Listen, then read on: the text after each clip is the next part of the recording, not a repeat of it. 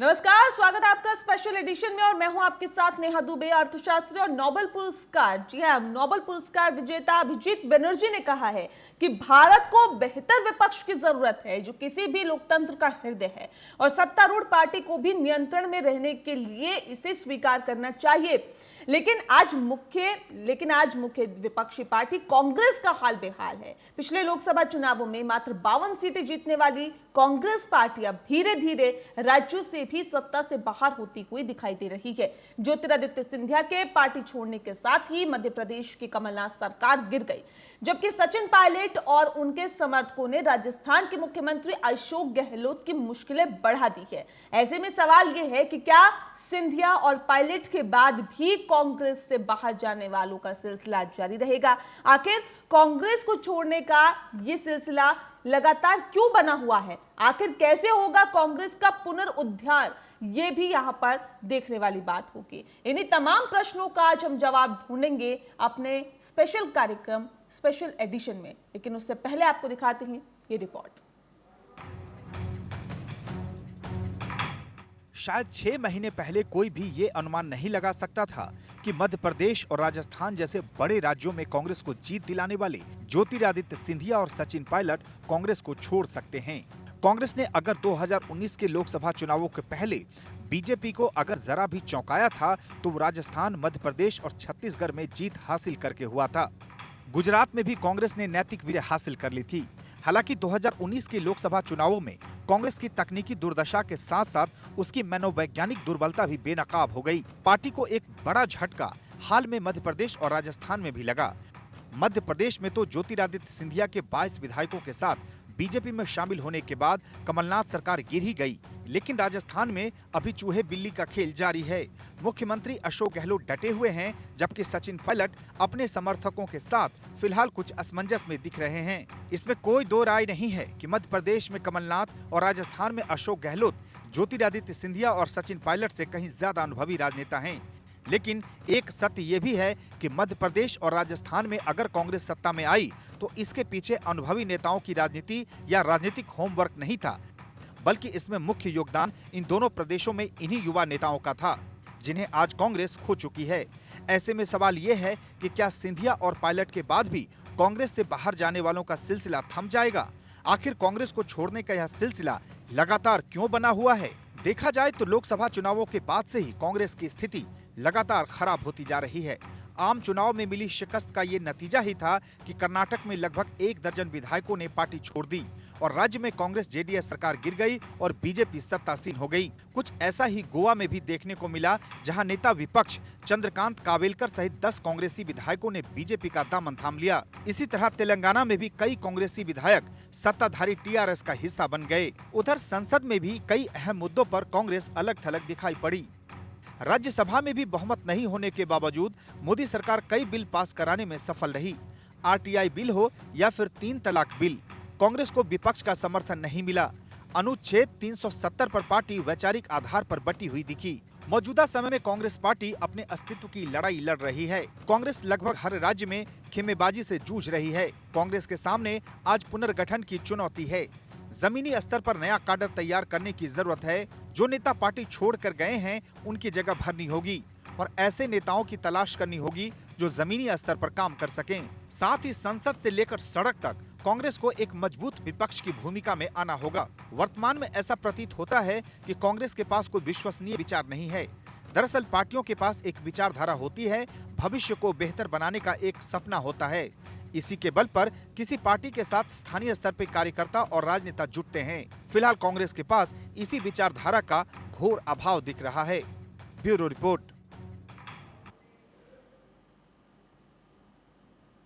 तो अर्थशास्त्री और नोबेल पुरस्कार विजेता अभिजीत बनर्जी ने कहा है कि भारत को बेहतर विपक्ष की जरूरत है जो किसी भी लोकतंत्र का हृदय होता है। सत्तारूढ़ पार्टी अगर फैसले लेती है और उस फैसले से जनता का नुकसान हो रहा होता है तो मुख्य विपक्षी पार्टी उसका विरोध करती है और ऐसे में सरकार की आंखें खोलने की कोशिश करती है और ऐसे में एक पुख्ता तौर पर एक मुख्य विपक्षी पार्टी का होना बहुत जरूरी है। ऐसे में एक मजबूत विपक्ष का होना बहुत जरूरी है और सत्तारूढ़ पार्टी को भी नियंत्रण में रहने के लिए इसे स्वीकार करना ही चाहिए। लेकिन आज देश की मुख्य विपक्षी पार्टी कांग्रेस का हाल बेहाल है।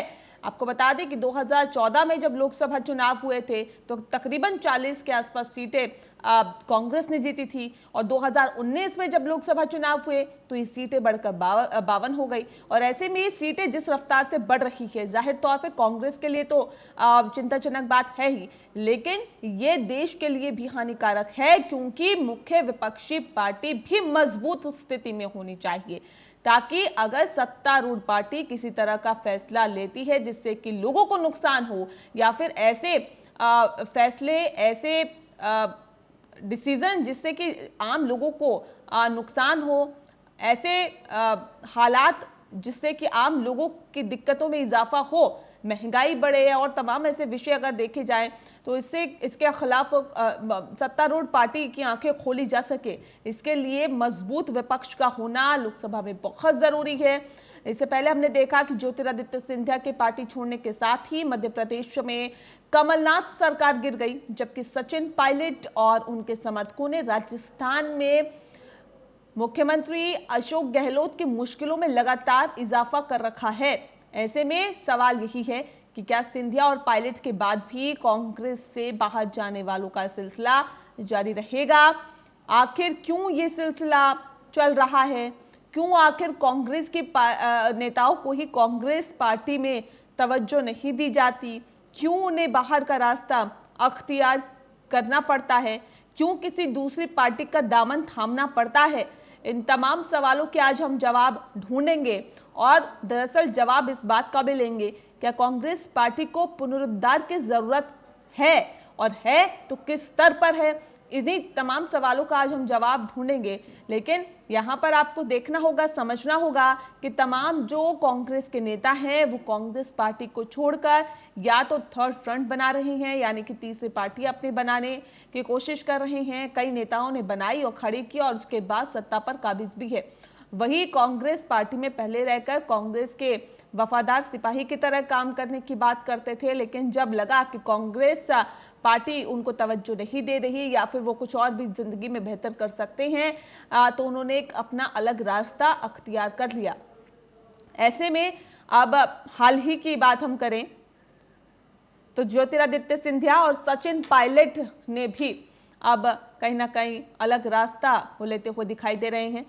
ज्योतिरादित्य सिंधिया बीजेपी के साथ पहुंच गए तो वहीं सचिन पायलट अभी अपने वर्चस्व की लड़ाई लड़ रहे हैं।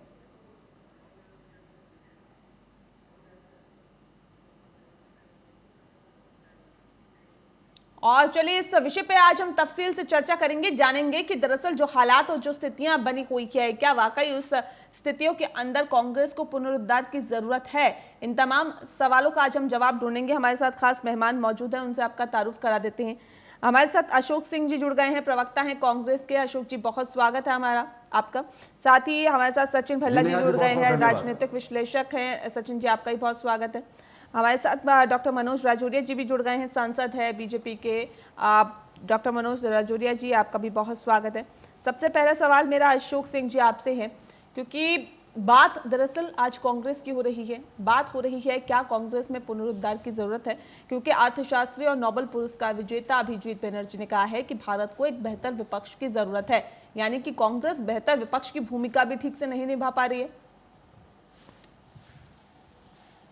अशोक जी, नेहा, जिस तरह की सियासत भारतीय जनता पार्टी देश में कर रही है, 2014 के बाद जिस तरीके से चुनी हुई सरकारों को तोड़कर विधायकों को खरीदना, अपने राज्यों में विधायकों को पहुंचा देना, ये देश देख रहा है।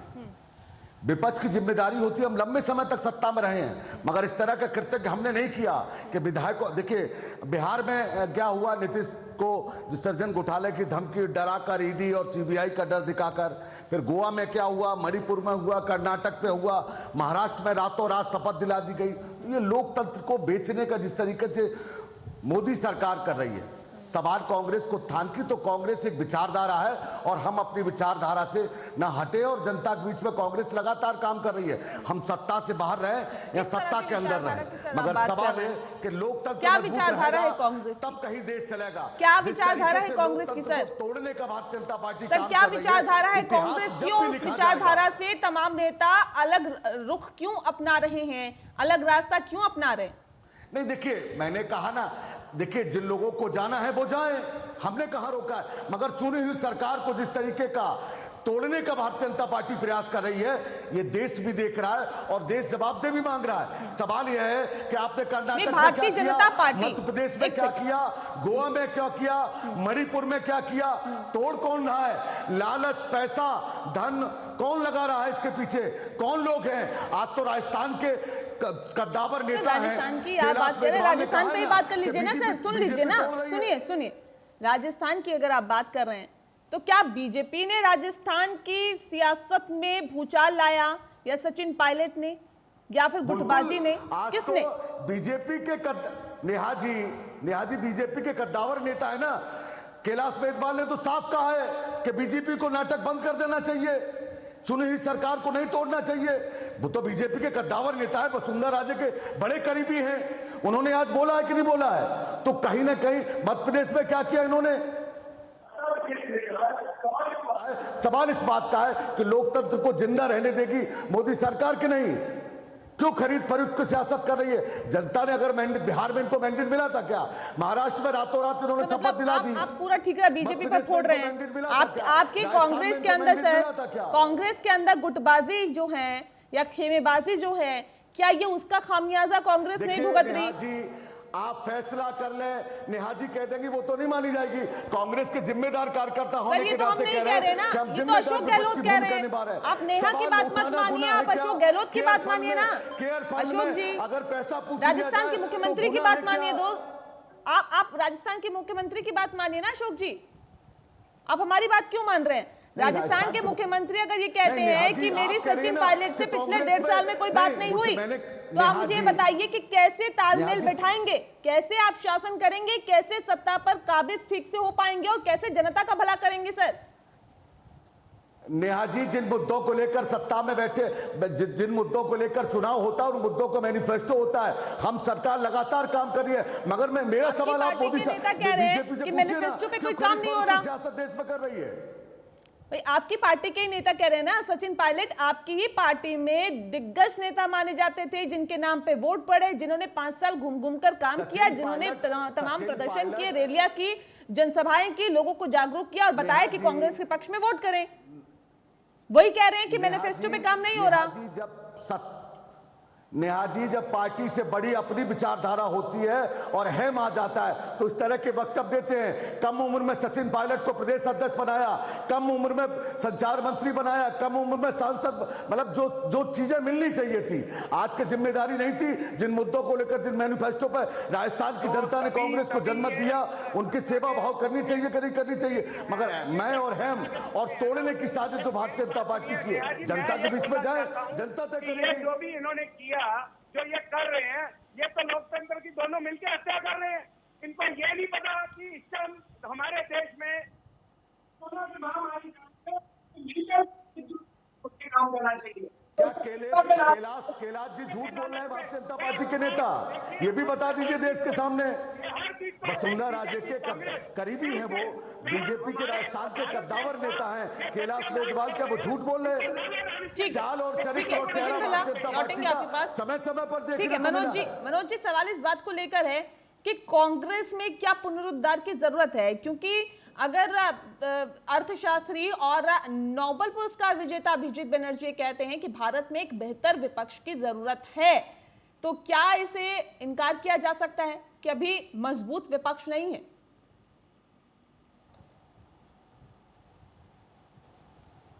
देखिए, मैं अपने मनोज जी, विचार है, सचिन जी लौटेंगे आपके पास, आएंगे सर। मनोज जी, आवाज मिल पा रही है आपको? हाँ बिल्कुल, आपकी आवाज आ रही है जी।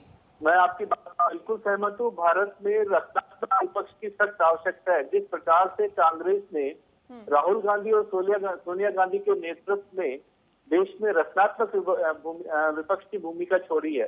2014 से लेकर अब तक, जब से देश में प्रधानमंत्री नरेंद्र मोदी बने हैं, कांग्रेस ने नकारात्मक विपक्ष की भूमिका निभाई है। जब जब संसद में देश के मुद्दों के ऊपर रचनात्मक सहयोग की, रचनात्मक विचारों को रखने की आवश्यकता हुई, तो राहुल गांधी जी संसद में आए और अपनी बातें बोलकर भाग गए।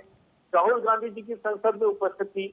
राहुल गांधी जी की रक्षा समिति के जो सदस्य हैं 11 में से शून्य उपस्थित थी। किसी भी राष्ट्रीय मुद्दा हो, चाहे वो पाकिस्तान से, मेहरबानी करके कांग्रेस के प्रवक्ता को चुप कीजिए। मैंने इनकी बात पूरी सुनी है, मुझे अपनी बात पूरी करने दीजिए। और जब आपसे बात आएगा, जब अगर इस तरीके से बात करनी है तो मैं आपसे बात नहीं कर सकता। इस तरीके से आपसे बात नहीं कर सकते। इस तरीके से आपसे बात नहीं कर सकते। अगर आपसे बात करनी है तो मेरी बात सुननी पड़ेगी। इस तरह के विचार होने चाहिए आपके। मैं आपको जवाब दे रहा हूँ। भाषा मत बोलिए नेहा जी। मैडम, मैं आपको जवाब दे रहा हूँ। कृपया करके इनको बोलें कि चुप रहें और जब इनकी बारी आए तो बात सुन लेते हैं। देखिए, इस तरह से नहीं चलेगा। इस तरह से आपको भी समझ नहीं आएगा और जनता भी नहीं समझ पाएगी दरअसल आप क्या कहना चाह रहे हैं। तो अपनी बारी का इंतजार करिए और अगर आप कुछ कहना चाह रहे हैं तो हैंड रेज करिए। मैं आपको पूरा मौका दूंगी कि आप अपनी बात रखें। यही चीज संस्कृति इनके ऊपर से नीचे आज इनके प्रवक्ताओं में आ गई है कि ये किसी की बात सुनना नहीं चाहते, समझना नहीं चाहते। जनता की बात इन्होंने सुनी नहीं, समझी नहीं। ये व्यवहार, ये सोच, ये इनका ये नौबत पे आ गया कि कांग्रेस पूरे भारत से गायब हो चुकी है, राज्यों में गायब हो रही है। जनता की सेवा के बजाय नेताओं की सेवा में लगी हुई है। रचनात्मक भूमिका की बजाय अपने नेताओं की चापलूसी करने में लगे।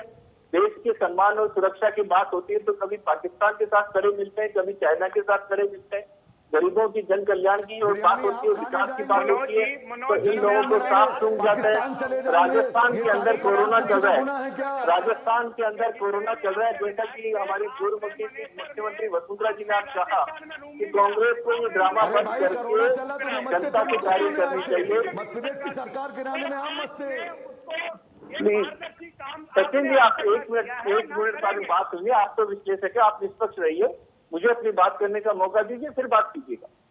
तो राजस्थान में हमारे पूर्व मुख्यमंत्री श्रीमती वसुंधरा जी ने जिस तरीके का ट्वीट किया और राजस्थान की जनता की ओर से उन्होंने राजस्थान की कांग्रेस की गहलोत सरकार को स्पष्ट मैसेज दिया कि आप अपनी सरकार को रचनात्मक कार्यों में सराहिए। राजस्थान में कोरोना जिस तेजी से चल रहा है, राजस्थान में की जनता प्रशासन को ढूंढती फिर रही है। राजस्थान की सरकार होटलों में बंद है। कृपया करके इससे बाहर निकलिए और जनता को अपने काम संभालिए, अपनी पार्टी संभालिए, अपनी सरकार संभालिए। क्यों आप भारतीय जनता पार्टी के नेताओं पर झूठी एफआईआर कर क्यों भारतीय अपने नेताओं पर झूठे एसओजी की रिपोर्ट बनाकर, क्यों दबाव की राजनीति कर इस चीज को ध्यान जनता से हटा रहे अपनी असफलताओं से। मैं आपसे आग्रह करूंगा कि ऊपर से लेके नीचे तक कांग्रेस सचिन जी से रिएक्शन ले लेते हैं। सचिन जी, क्या वाकई जिस बात का जिक्र अभी डॉक्टर मनोज राजौरिया जी कर रहे थे कि कांग्रेस पार्टी खुद अपने नेताओं को नहीं संभाल पा रही है और ऐसे में दूसरों पर दोषारोपण किया जा रहा है, क्या वाकई ये सही है? क्या आपको लगता है कि कांग्रेस पार्टी अपने नेताओं को संभालने में नाकाम साबित हो रही है? ये मैं पहले ये की बात बता दूं कि इतनी हमारे देश में महामारी फैल रही है कोरोना की और कितने लोग मर रहे हैं, कई अभी तक इसकी कोई मेडिसिन नहीं बनी। तो मुझे ये लगता है कि बीजेपी हो या कांग्रेस हो, इन दोनों को मिलके काम करना चाहिए था। ये इस टाइम खरीद फरोख्त कर रहे हैं, कभी ये अपना बॉम्बे में करते हैं, कभी दिल्ली में करते हैं, कभी कहाँ करते हैं। तो इनकी हर चीज आप डिटेल देखिए तो इनका हर 15 दिन बाद यही डिटेल आ रही है कि ओहदे के लिए भूखे मर रहे हैं, पैसे के लिए भूखे मर रहे हैं। मुझे ये बताओ कि भारत की जनता का क्या होगा जब ऐसे नेता हमारे होंगे जिनको अपनी सत्ता का लालच है या किसी और चीज का लालच है। मैं मनोज जी से पूछना चाह रहा हूँ कि जितने भी विधायक ये इन्होंने मनेसर में लाके 5 स्टार होटल में जाके इन्होंने उनको पैक ही किया, एक तरह का ब्लॉक कर दिया। जैसे राजस्थान सरकार वहां से पुलिस आई और हरियाणा पुलिस ने इनको पीछे बैकडोर से निकाल दिया। और आज आप देखेंगे कि कांग्रेस के काफी बड़े नेता के 10-12 करोड़ रुपए उनके नजदीकी लोगों से मिल रहे हैं। तो मुझे कहीं ना कहीं इन दोनों की मिला भिगती लगती है, जिस कारण इन्होंने भारत का, मैं तो कहूंगा, सत्यानाश इन दोनों उन्होंने किया हुआ है, बीजेपी और सरकार कांग्रेस ने मिलके। और ये मैं एक ही इनसे बात करना चाहता हूँ कि आपको भी पता होगी नेहा जी कि भारत में सबसे अच्छा एरिया जो है राजस्थान को गिनते हैं घूमने के लिए। तो मैं कह रहा हूँ जितने विधायक हैं उनको लाके मनेसर में क्यों इन्होंने बंद किया। और उसके बाद इनको ये पता था कि वहाँ बीजेपी की सरकार है और यहाँ पे इनको कोई नहीं छेड़ पाएगा। तो इन्होंने जब राजस्थान पुलिस आई तो इन्होंने बैक तौर से उनको निकाला। तो कहीं ना कहीं ये शक के घेरे में बीजेपी वाले भी हैं और कांग्रेस की भी बात कर रहे हो तो कांग्रेस में भी अपने घर की घमासान के इन्होंने घर के इतने खेमे बट गए हैं। अपना सोनिया गांधी जी का अलग, अपना राहुल गांधी जी का अलग और प्रियंका गांधी जी का अलग। ठीक है, चलिए अशोक जी से रिएक्शन ले लेते हैं। अशोक जी, क्या वजह है कि घर के झगड़े ही नहीं सुलझ पा रहे? ठीक है सचिन जी, ठीक है। अशोक जी, क्या वजह है कि घर के झगड़े ही नहीं सुलझ पा रहे हैं? कैसे एक विपक्ष की बेहतर भूमिका कांग्रेस अदा कर पाएगी? यहाँ तो मध्य प्रदेश में देख लो, राजस्थान में देख लो सर। नेहा जी, मैंने पहले वक्तव्य में भी कहा और अब इस वक्तव्य में भी कह रहा हूं, सवाल इस बात का है कि विचारधारा का होता है। आदमी जब राजनीति में आता है और जो सियासत में आता है तो एक पार्टी की विचारधारा को लेकर काम करता है। चुनाव होता है, मैनिफेस्टो पर जनता के बीच में जाता है और जनता जनमत देती है। व्यक्ति विशेष को जनमत नहीं मिलता है, पार्टी को जनमत मिलता है। मोदी जी को जनमत मिला ना, मोदी ने कहा कि काला धन लाऊंगा, अच्छे दिन आएंगे, 2 करोड़ रोजगार दूंगा, अगर एक एक चीज का हिसाब दूंगा। आज केयर फंड पर सवाल पूछ लीजिएगा, गुनाह हो जाएगा। आप कोरोना पर सवाल पूछ लिए, गुनाह हो जाएगा, देशद्रोही साबित हो जाएंगे। सवाल यही है, सवाल आदमी पार्टी से बड़ा नहीं होता है, कोई भी हो, चाहे सचिन पायलट हो या कोई भी हो, जिसको जाना है वो हम तो कह चुके हैं। पार्टी की जनसेवा करने की बात होती है, विचारधारा की बात होती है, और जिस विचारधारा को लेकर हम लगातार संघर्ष करते आ रहे हैं, सवाल इस बात का है कि आप विचारधारा में कैसे बदलाव आ गया? महाराष्ट्र में सरकार आपने बनवा दी, ज्योतिरादित्य सिंधिया की विचारधारा बदल गई, कर्नाटक में आपने तोड़ के सरकार बनवा दी, सचिन पायलट की विचारधारा बदल रही है। जब जनमत नहीं मिला है तो आप इस तरह के चीजें क्यों कर रहे हैं? देश देख रहा है ना आपके सामने। हम कहाँ जाए, इनके कौन से खेमे में हम जाए और उनको थोड़ा सा। अरे भाई, कैलाश मेघवाल जी ने भारतीय जनता पार्टी के चेहरों पर कालिक पोती है। भारतीय जनता पार्टी के नेताओं के चेहरे पर कालिक पुत गई है। आज वसुंधरा राजे के जो बहुत करीबी हैं और भाजपा के वरिष्ठ नेता हैं राजस्थान के, उन्होंने आपका चरित्र उजागर कर दिया कि सरकार तोड़ना बंद करे भारतीय जनता पार्टी। अशोक जी, एक सेकंड। सचिन जी, मैं आपसे अनुरोध कर चुकी हूँ कि जब आपको बोलना हो तो हैंड रेज करिए सर, ऐसे बीच बीच में मत बोलिए। जब आपको आप बोलना चाहते हैं हैंड रेज करिए, मैं आपको मौका दूंगी कि आप अपनी बात रखें। ऐसे आप बीच बीच में बोलेंगे तो ठीक नहीं रहेगा। अशोक जी, सवाल इस बात को लेकर है सर, आप विचारधारा की बात कर रहे हैं। मेरा सीधा सा सवाल ये है कि विचारधारा किस तरह से बदल रही है? आप कांग्रेस के नेताओं की बात करें, इससे पहले भी हमने देखा कि किस तरह से कांग्रेस को छोड़कर जो नेता हैं वो अपना दूसरा रास्ता निकाल आते हैं, या फिर दूसरी पार्टी बना लेते हैं, या फिर दूसरी पार्टी बनाकर सत्ता पर काबिज भी हो जाते हैं। वही कांग्रेस के नेता जो आज दूसरी पार्टी को मजबूत कर रहे हैं, क्या नहीं लगता कि वो कांग्रेस में रह के वो कांग्रेस को मजबूत कर सकते थे या करते? क्यों उनको मौका नहीं दिया जाता कांग्रेस में आगे बढ़ने का? नहीं, क्यों नहीं मौका दिया गया? कि क्या नहीं दिया ज्योतिरादित्य सिंधिया जी को? क्या किस कमेटी में नहीं थे? राष्ट्रीय महामंत्री थे, CWC मेंबर थे, महत्वाकांक्षाएं भी समझिए ना, महत्वाकांक्षाएं भी समझिए। जब आप चुनाव में उन्हें तवज्जो देते हैं, मैं बड़ा नहीं होता, संगठन बड़ा होता है। और देखिए, गद्दारी करना किसी भी दल से, परिवार से, किसी भी जनता कभी माफ नहीं करती है, आप ये मान के चलिएगा। सवाल इस बात का है कि जिन मुद्दों को लेकर गद्दारी करने का सिलसिला, जिस बात का आप जिक्र कर रहे हैं, क्या ये मैं मानूं कि आगे भी जारी रहेगा? एक दलित परिवार, क्या ये सर आगे भी जारी रहेगा जिस बात का जिक्र आप कर रहे हैं? इससे पहले हमने देखा तमाम नेता कांग्रेस छोड़ चुके हैं, अपने अलग पार्टी बना चुके हैं। अभी हमने देखा कि कई नेता बीजेपी को ज्वाइन कर चुके हैं। क्या ये गद्दारी जिस शब्द को आपने दिया है वो सिलसिला क्या आगे भी जारी रहेगा?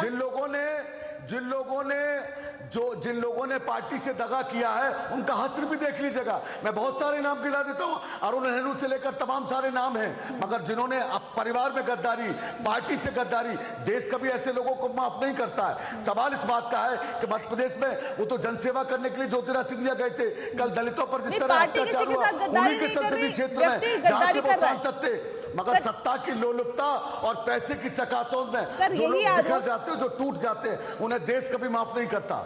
यही आरोप अगर वो नेता लगाएं जिसको पार्टी ने तवज्जो नहीं दी तो क्या कहेंगे आप?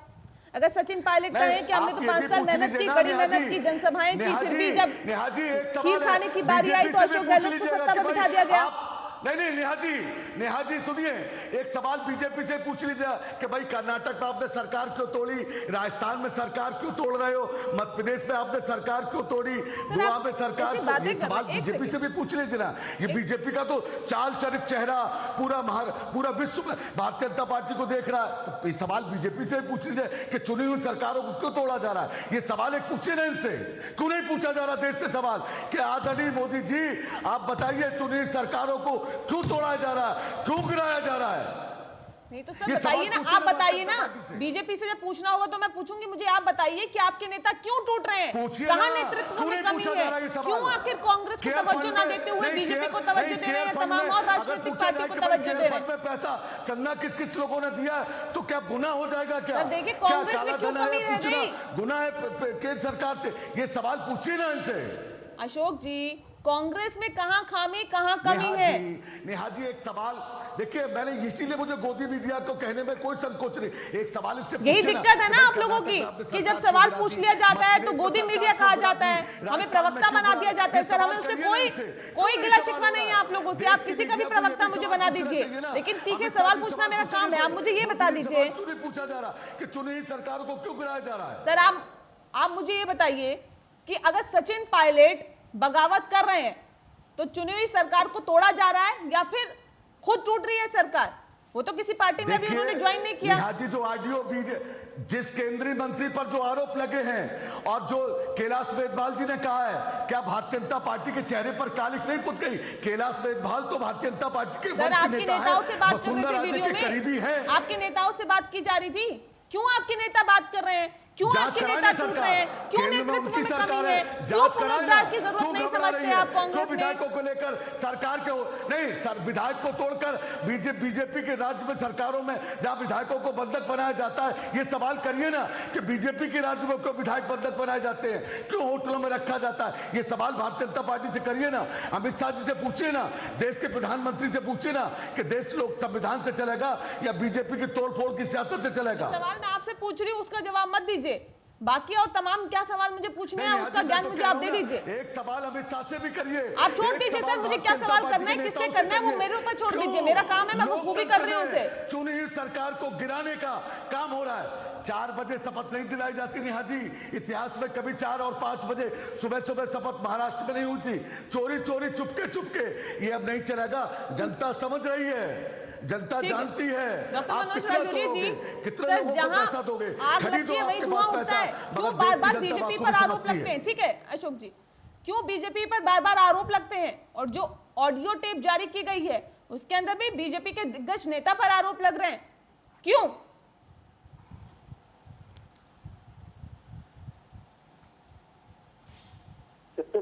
किससे बात कर रहे हैं? हेलो डॉक्टर मनोज राजौरिया जी। जी मनोज जी आपसे। हाँ नेहा मैं आपको बताना चाहूंगा, जो हमारे मित्र कांग्रेस के प्रवक्ता अशोक जी जो बात कर रहे हैं, मुझे लगता है कि जो ये कारण की खोज में नहीं जा पा रहे, मैं इनकी मदद करना चाहूंगा और आपके माध्यम से देश को बताना चाहूंगा। और अगर ईमानदारी से कांग्रेस में सुनने की समझने की क्षमता होगी तो कोई आश्चर्य नहीं कि जनता कांग्रेस का भी सम्मान कर सकती है। लेकिन जो तरीका है, मेरे मित्र को बताना चाहूंगा कि अपने तरीकों को सुधार करें और कांग्रेस की विचारधारा जिस तरीके से समाप्त हो चुकी है, कांग्रेस की नेताओं में जो नीचे नेता है कार्यकर्ता, उनका इनके राष्ट्रीय लीडरशिप में विश्वास खत्म हो चुका है, आपस में इनका समन्वय और संपर्क समाप्त हो चुका है। उसी का इन सब कारणों के कारण ही आज इनके अंदर, इनके परिवार में बगावत की नौबत आ चुकी है। आज वो बगावत को, ये कांग्रेस के माथे, कांग्रेस की कमियों को और उसकी बगावत को भारतीय जनता पार्टी के नेताओं पर आरोप लगाकर अपनी कमजोरियों को छुपाए तो कब तक छुपाएंगे? आज ये हमारे ऊपर दोष लगा रहे हैं कि मानेसर में बंद है, हमने बंद किया। अरे आपके अंदर झूठ बोलने की भी एक हद होती है। आपके वो डिप्टी सीएम, आपके विधायक हैं, आपने हिम्मत है तो जाके भारतीय जनता पार्टी के खिलाफ एफआईआर उनके परिवार वालों से बोलिए कि नोट कराए, उनके परिवार वालों से बोलिए कि आप अपने नेताओं के खिलाफ बाकायदा बोलिए कि उन्होंने एफआईआर करवाई हुआ, वो जवाब देंगे। आप झूठ कब तक चलाएंगे ऐसे? अपने लोगों को कब तक भ्रमित करेंगे? प्लीज बीच में मत बोलिए, प्लीज। मैंने पूरी बात आपकी सुनी है, पूरी बात सुनिए। कब तक आप इस तरीके से झूठ बोलेंगे?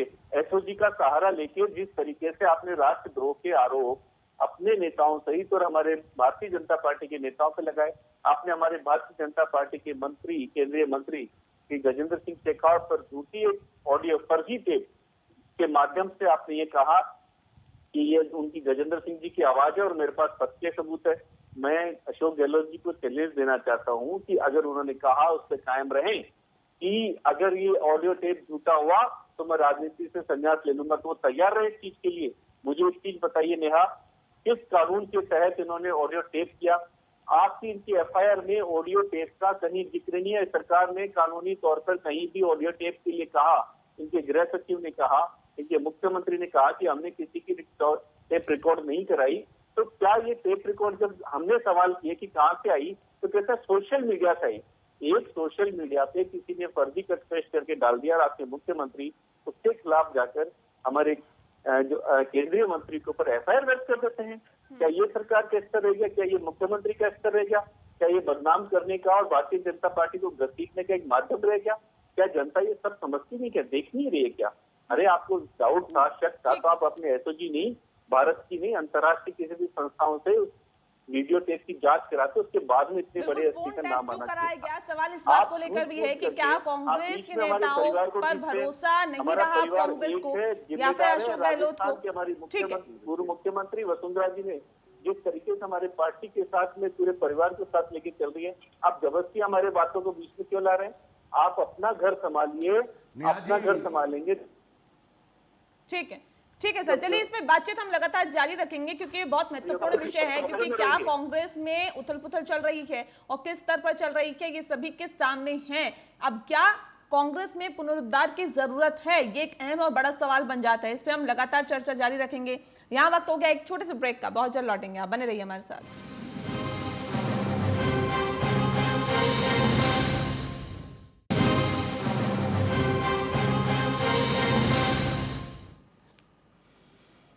ब्रेक के बाद स्वागत है आपका। अर्थशास्त्री और नोबेल पुरस्कार विजेता बनर्जी ने कहा है कि भारत को एक बेहतर विपक्ष की जरूरत है और ऐसे में क्या कांग्रेस ये बेहतर भूमिका निभा रही है, क्योंकि एक लोकतंत्र में बहुत जरूरी होता है कि एक मजबूत विपक्ष भी हो। कांग्रेस पार्टी जहां तमाम राज्यों में शासन कर रही थी, या वहां से भी कहीं ना कहीं अब शासन उखड़ता हुआ नजर आ रहा है। तमाम और राज्यों की बात करें, केंद्र की बात करें, और वहां से भी अब बेदखल होती जा रही है। तो जाहिर तौर पे ऐसे में सवाल ये उठता है कि क्या अब कांग्रेस को पुनरुद्धार की जरूरत है। खास मेहमान हमारे साथ लगातार मौजूद है सचिन भल्ला जी। सवाल इस बात को लेकर है जिस बात का जिक्र भी हम ब्रेक पे जाने से पहले कर रहे थे, क्या वाकई कांग्रेस का नेतृत्व कमजोर है या फिर वो तमाम नेताओं को एकजुट करने में कामयाब नहीं हो पा रहा है, इसलिए ये तमाम नेता एक एक करके दूसरी पार्टियों का दामन थाम रहे हैं?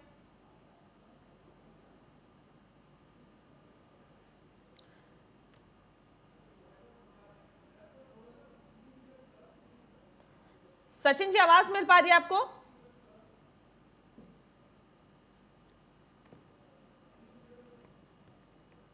लगता है आवाज नहीं पहुंच पा रही है। आप अशोक सिंह जी, आवाज मिल रही है आपको?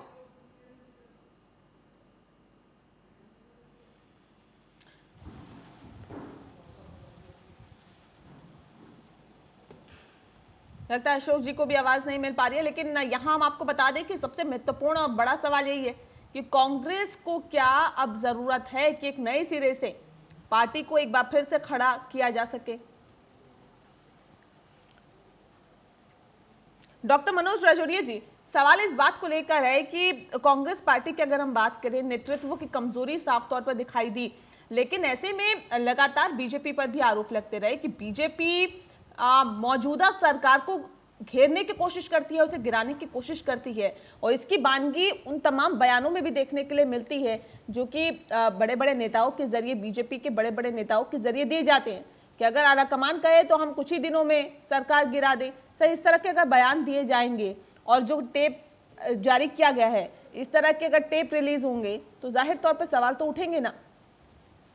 नेहा, इस तरीके के टेप रिलीज, पहले बात तो रिकॉर्ड करना गैर कानूनी तरीके से, किसी भी व्यक्ति के रिकॉर्ड करना किस कानून के तहत अशोक गहलोत जी ने रिकॉर्ड किया, आप उनको जनता के सामने आके जवाब देना चाहिए, कोर्ट में जवाब देना चाहिए।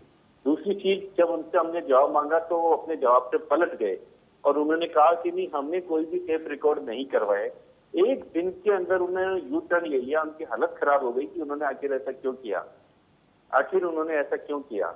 और ये जब नौबत आ गई तो उन्होंने किसी बाद में बयान दिया कि सोशल मीडिया से हमको ये टेप प्राप्त हुआ है। एक सोशल मीडिया से किसी भी एडिटेड ऑडियो के माध्यम से वो भारत सरकार के केंद्रीय मंत्री पर एफआईआर कराने की एक मानसिकता रखते हैं, इसका मतलब आप सोचे कि अंदर से कितने घबराए और डरे हुए मानसिकता की बात है ना सर, तो मानसिकता अगर बीजेपी के नेताओं की तरफ से सरकार गिराने की रखी जाती है तो क्या नहीं लगता है कि ये लोकतांत्रिक देश के लिए हानिकारक है?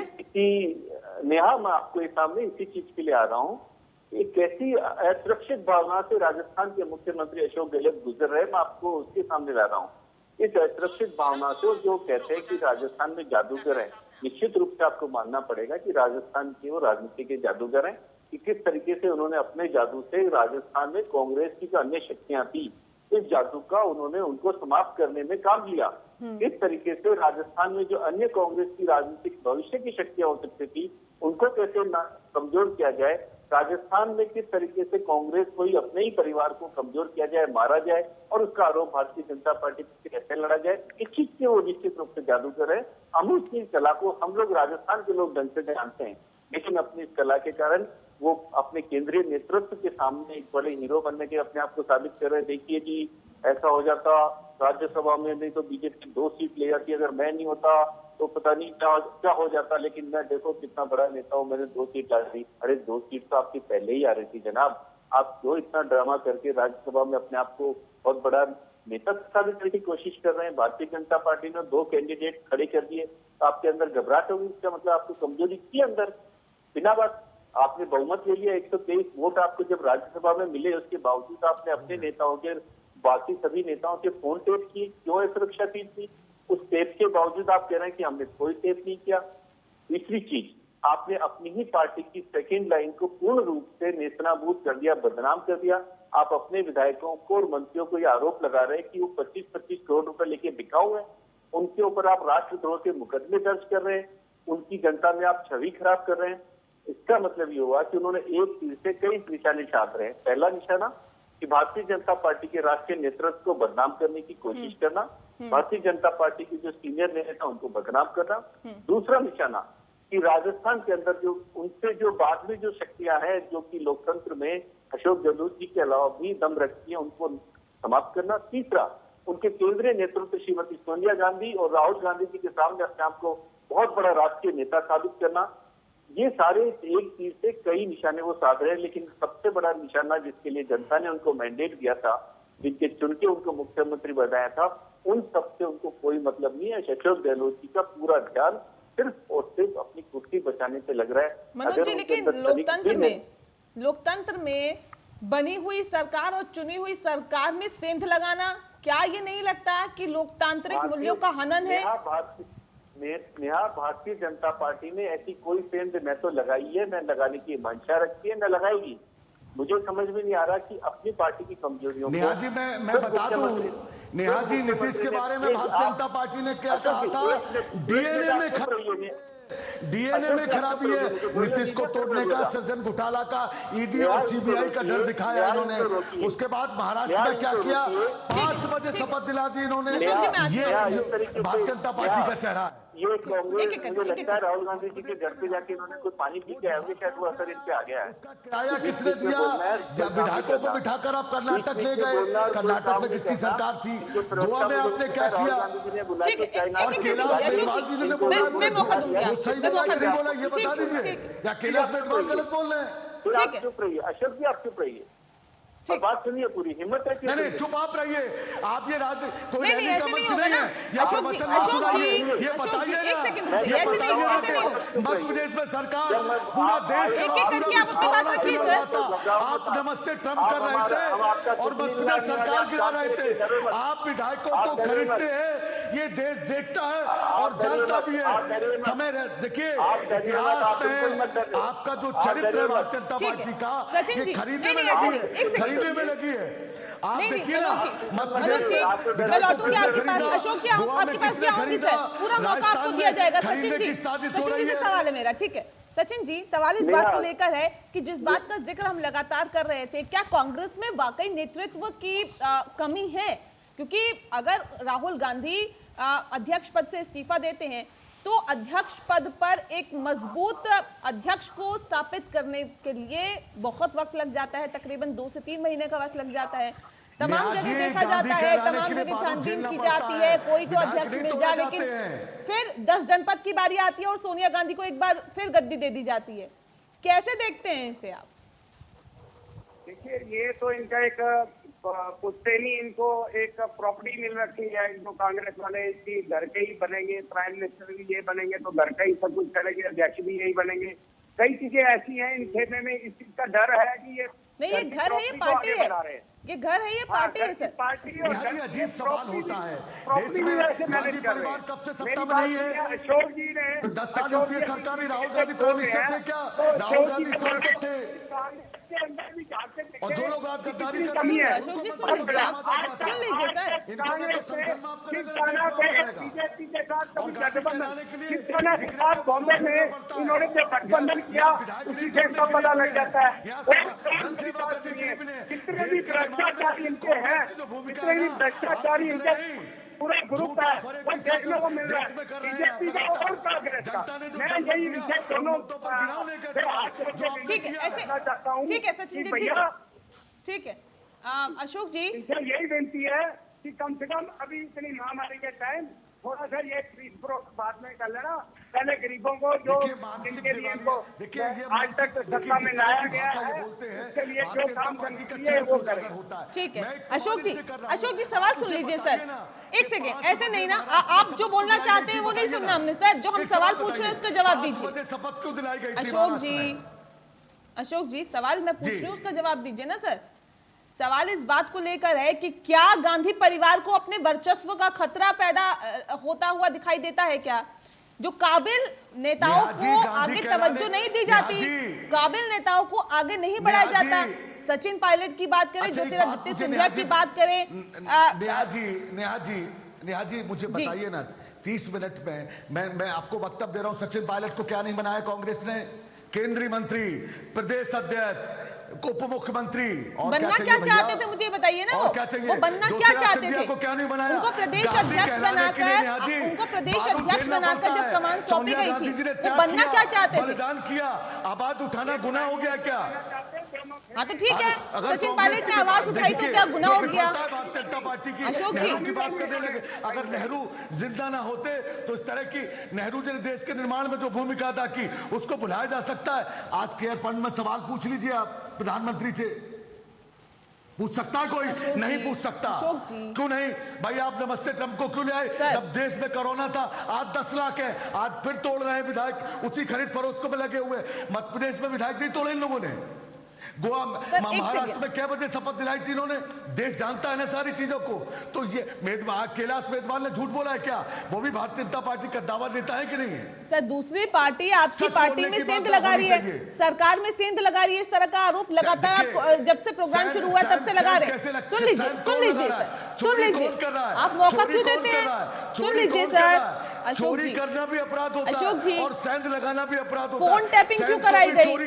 आपको क्या आपके नेताओं पर भरोसा नहीं है क्या? पैसे देकर जिस तरह का चरित्र भारतीय जनता पार्टी को देखने को मिल रहा है, सब जानते हैं ना नेहा जी, आप भी जानती हैं, मैं भी जानता हूं, पूरा देश समझ रहा है। भाई आप मुझे बुलाइए, पूरे देश में आपको 10 लाख हो गए ना मरीज कोरोना के, आज भी तोड़ने में लगे हैं। तो सुन लीजिए ना, देखिए नहीं ऐसे नहीं, एक सेकंड एक एक करके बात। चीन की सेना क्यों घुसाई?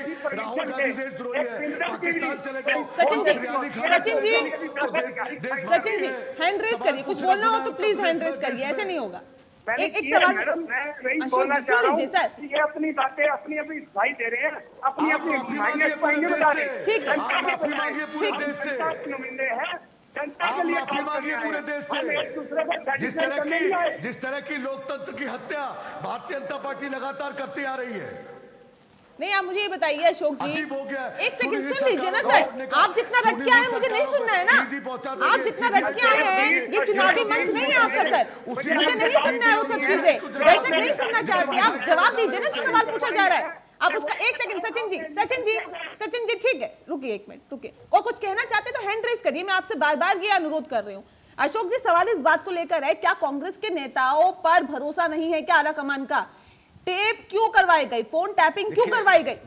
देखिए नेहा जी, मैंने पहले भी कहा कि पार्टी बड़ी होती है, पार्टी की विचारधारा बड़ी होती है। मैं नहीं होता पार्टी में, हम होते हैं और हमको लेकर तो पार्टी की विचारधारा ये है कि फोन टैपिंग जनता करवाई की जाए सेवा क्या? में काम करती है। पार्टी की विचारधारा क्या है? जो लोग तोड़ रहे हैं ना, मेरा सवाल भी ले लीजिए ना, भारतीय जनता पार्टी के नेता बैठे हैं, कैलाश मेघवाल झूठ बोल रहे हैं क्या? 5 बजे महाराष्ट्र में जो शपथ दिलाती थी एक चैनल ANI को बुलाकर, वो गलत था क्या? मध्य प्रदेश में विधायक तोड़े, वो सही था, राष्ट्रभक्ति थी। मेरे सवाल का जवाब नहीं दे रहे। नीतीश को डालाकर DNA की बात करते थे, नीतीश को डालाकर बिहार में सरकार तोड़ी, गोवा में तोड़ी, मणिपुर में तोड़ी, ये सारे सवाल है ना देश के सामने। क्या जवाब कांग्रेस देना के चाहिए नेताओं लोगों पर को। कांग्रेस आलाकमान को भरोसा नहीं है क्या? ये सीधा सा देखिए, सवाल है देश मेरा। भरोसा करता है कांग्रेस पे, इसीलिए हम राजस्थान में जीत के आए, इसीलिए हम मध्य प्रदेश में जीत के आए, इसीलिए हम कर्नाटक में जीते, मगर इसीलिए हम बिहार में जीते, इसीलिए हम महाराष्ट्र में जीते। मगर तोड़ और फोड़ जिस तरह पैसे की जो सियासत भारतीय जनता पार्टी कर रही है, रातों रात खरीदती है। के आलाकमान ने फोन टैपिंग क्यों कराई? नेहा जी, एक सवाल का जवाब आप दे दीजिए। जिन विधायकों को मध्य प्रदेश से कर्नाटक ले जाया गया, वो किसका था? उसके पैसे किसने दिए थे? ये बताया जाएगा देश के सामने। सर, जो सवाल मैं पूछ रही हूँ सर, फोन टैपिंग क्यों कराई गई? किसने की है? किसने कराई जी है? ने कहा है कि अगर हमने की है तो सरकार कहेगा ED CBI तो सब इनके पास है, इनकम टैक्स इनके पास है, जांच कराए ना सरकार। SOG की बात करती है तो SOG किसके अंडर काम करती है? दे देना चाहिए केंद्रीय मंत्री को।